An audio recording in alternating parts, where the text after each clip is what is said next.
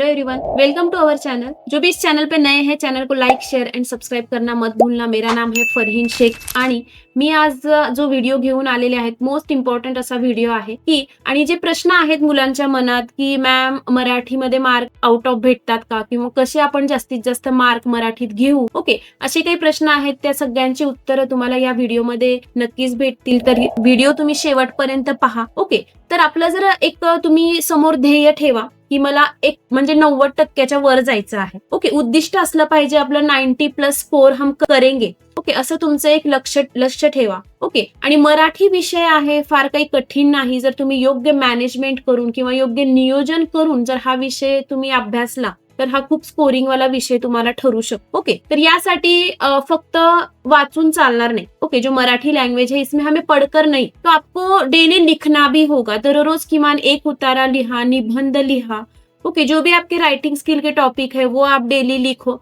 तो आपकी लिखने की प्रैक्टिस ये अच्छे से हो सकती है, ओके। आणि लँग्वेजचा पेपर आहे थोडासा ब्रॉड असा, म्हणजे जास्त मोठा पेपर असतो, त्यामुळे लिहिता आलं पाहिजे व्यवस्थित। आता जर आपण तुमचे 5 पार्ट पाहिले, पेपर पैटर्न के हिसाब से हमने 5 पार्ट देखे, तर विभाग 1 जो आहे गद्य विभाग आहे, त्यामध्ये धडे येतात। जे पण तुमच्या पुस्तकातले धडे आहेत, वो भी जो रीडर के जो भी आपके टॉपिक है, ओके, वो कोई भी मतलब म्हणजे कोणत्याही 2 धड्यांवर तुम्हाला गद्य विभाग येऊ शकतो। तर त्यामध्ये स्वमत एक असतं आणि उत्तरांसाठी तुम्हाला पाठाचं सखोल वाचन करावं लागतं, ओके। कि आपको वहां पे क्वेश्चन आंसर ढूंढ के लिखना होता है, वो 4 मार्क का है और स्वमत 3 मार्क का है। तो ऐसे 7 मार्क का आपका जो विभाग 1, ओके, ऐसे 2 आएंगे तो 14 मार्क यहाँ पे, ओके। 14 मार्क का आपका गद्य भागाचं तुमचं हे वेटेज राहील। विभाग 2 जर आपण पाहिला, पद्य विभाग, जो पोयम हम कहेंगे, तो पोयम में हमें क्या स्ट्रॅटेजी रखना है, कवींचे नाव, काव्य पंक्तींचा अर्थ आणि रसग्रहण। कविता पाठ नसल्या तरी चालतील, पण तुम्हाला त्या कवितेचं नाव आणि जो कवी आहे त्याचं नाव आणि जे म्हणजे पोयम आहे, जो भी पोयम आपको दी है वो पोयम का मीनिंग आपको पता होना चाहिए, या तो सब्जेक्ट विषय तुम्हाला माहित असलं पाहिजे आणि एप्रिसिएशन, ओके। जो पोयम का वेटेज आपका जाएगा 16 मार्क का, 8 मार्क का क्वेश्चन आंसर, 8 मार्क का आपका एप्रिसिएशन रहेगा, तो 16 मार्क के आपके पोयम रहेंगे, ओके। विभाग 3 स्थूल वाचन, महत्वाचे प्रश्न पाठ करा, यात उतारा नसतो। स्थूल वाचन में हमें पैसेज नहीं मिलेगा, आपको डायरेक्ट ये लर्न ही करना होगा। तो 4 स्थूल वाचन है, 4 स्थूल वाचन में से आप कोई भी 3 अटेम्प्ट करना है। व्युत्पत्ति कोश कंपल्सरी करो, वो आपको लिखने आता है, त्यामध्ये आपण उदाहरणे वगैरे देऊन ते चांगलं असं स्थूल वाचन ते आपण करू शकतो। तर महत्वाचे प्रश्न म्हणजे PYQ वाले क्वेश्चन आप स्थूल वाचन में बाय हार्ट लर्न करिए, ओके। तो 4 में से आपको 3 अच्छे से परफेक्ट करना है, 3 के क्वेश्चन आएंगे, 2 आपको लिखना है। ऐसा 6 मार्क का स्थूल वाचन का आपका वेटेज रहेगा। व्याकरण सगळ्यात सोपा आणि पैकीच्या पैकी गुण देणारा विभाग, ओके। जो ग्रामर है हमें आउट ऑफ मार्क मिलते हैं और मिलना भी चाहिए। 16 मार्क का जो हमारा ग्रामर है, ओके, वो आउट ऑफ मार्क हमें मिलते हैं, तो यहाँ पे हमें मार्क मतलब बचा के रखना है। नंतर विभाग 5 उपयोजित लेखन। उपयोजित लेखन मतलब राइटिंग स्किल हम कहेंगे तो पत्र है, कथा, ओके, बातमी, जाहिरात आहे, निबंध, या सगळ्या गोष्टी तुम्हाला अटेम्प्ट कराव्या लागतात। तर यामध्ये थोडंसं कल्पकता पाहिजे आणि अचूकता पाहिजे, ओके। जब आप ये अभी राइटिंग स्किल वाला पार्ट हुआ, मतलब लिखने वाला पार्ट हुआ, तो यहाँ पे थोड़ा सा स्पेलिंग मिस्टेक, या तो अच्छी हँडरायटिंग, या तो वाचनीय अशी हँडरायटिंग, या सगळ्या गोष्टी आणि व्यवस्थित विचार करून हे निबंध लिहिणं, त्यांच्या म्हणजे केवढ्या तुम्हाला जेवढ्या वर्ड मध्ये सांगितलेलं आहे, ओके, उतने वर्ड में हमें लिखना जरूरी है, तो ये उपयोजित लेखन। तो ऐसे आपको मतलब अशा विभागानुसार अशी जी गुण विभागणी आहे ती अशी येईल। आता मार्क तुमचे कटतात कुठं, स्वमत मध्ये, तो हम इसको कैसे सेव करेंगे, तर विद्यार्थ्यांचे गुण इथंच कमी होतात, कुठं, स्वमत। स्वमत थोड़ा सा लिखने में समझ में नहीं आता, तर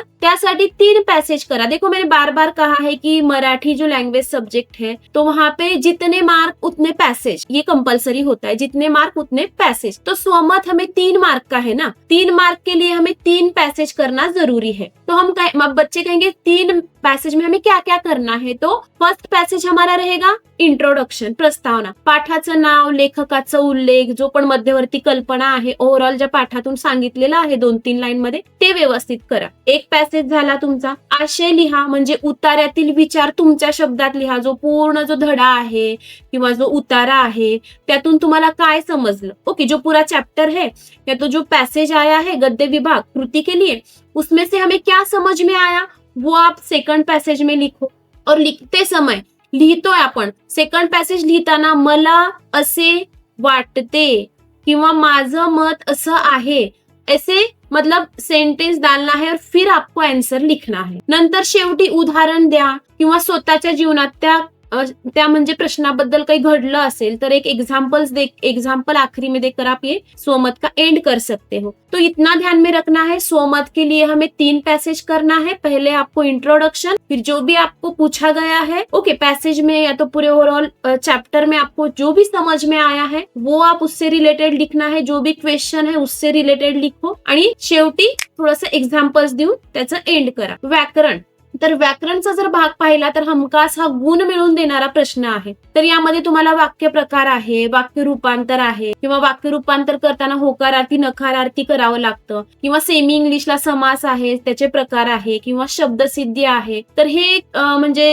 हे एक लक्षात ठेवायचं. ओके. आणि वाक्यप्रचार आता खूप सारे आहेत. ओके. अर्थ सांगून वाक्यात उपयोग करा. तो हे खूप सारे आहेत तर यातून फक्त आपण पीवायक्यू मधले वाक्यप्रकार कंपल्सरी करणार. पीवायक्यू जेवढे 19 पासून जे पेपर आहे त्यामधले जेवढे पण वाक्यप्रकार आहे ते बाय हार्ट लर्न करा. तुम्हाला 4 दिले जातात, 2च अटेम्प्ट करावे लागतात. तर ते कंपल्सरी पीवायक्यू मधले 2 असतात, हे लक्षात ठेवा. तो पीवायक्यू में से पूरे आपको वाक्यप्रचार अच्छे से लर्न करना है.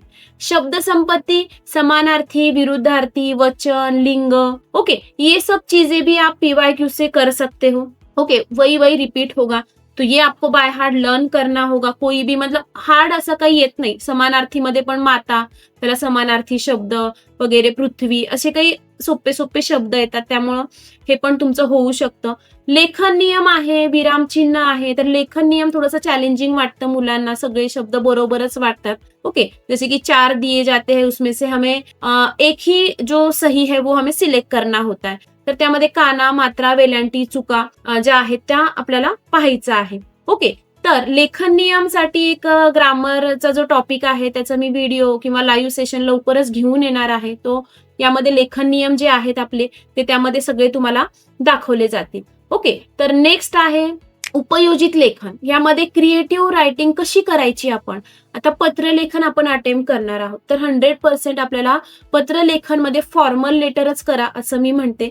फॉर्मल लेटरला प्राधान्य द्या कारण त्याचा फॉर्मॅट हा ठरलेला असतो. ओके. उसका फॉर्मॅट है जो भी फिक्स होता है. ओके. पत्रलेखन मध्ये फॉर्मल, मागणी आणि विनंती यामधलं तुम्हाला कंपल्सरी करायचं आहे. कथालेखन आहे, कथेला आकर्षक शीर्षक द्या. स्टोरी राइटिंग आप अटेम्प्ट करते हो तो स्टोरी राइटिंग को अच्छे से हेडिंग देना है. बातमी भी आसान है. ओके. कथेला आकर्षक शीर्षक द्या आणि शेवटी तात्पर्य किंवा मोरल नक्की लिहा. Okay. Moral of the story आपण म्हणतो ते नक्की लिहा. निबंध लेखन जर आपण पाहिलं तर सुरुवातीला सुविचार किंवा कवितेच्या ओळी तुम्हाला टाकणं आवश्यक आहे जेणेकरून ते जास्त म्हणजे अट्रॅक्टिव्ह वाटेल वाचायला पण आणि नंतर ते थोडंसं एक भारदस्त भाषा वाटेल.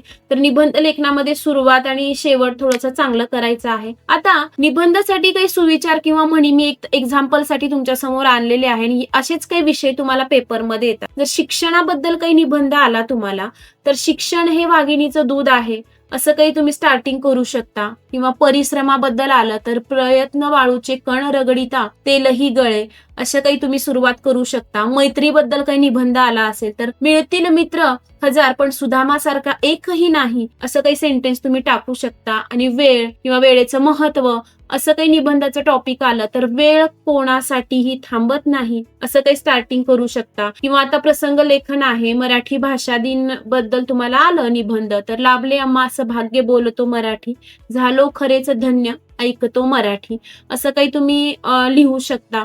निसर्गावर येतं, पर्यावरणा रिलेटेड येतं तर वृक्षवल्ली आम्हा सोयरे वनचरे किंवा झाडाचं आत्मकथन आलं तर तुम्ही हे लिहू शकता सुरुवातीला.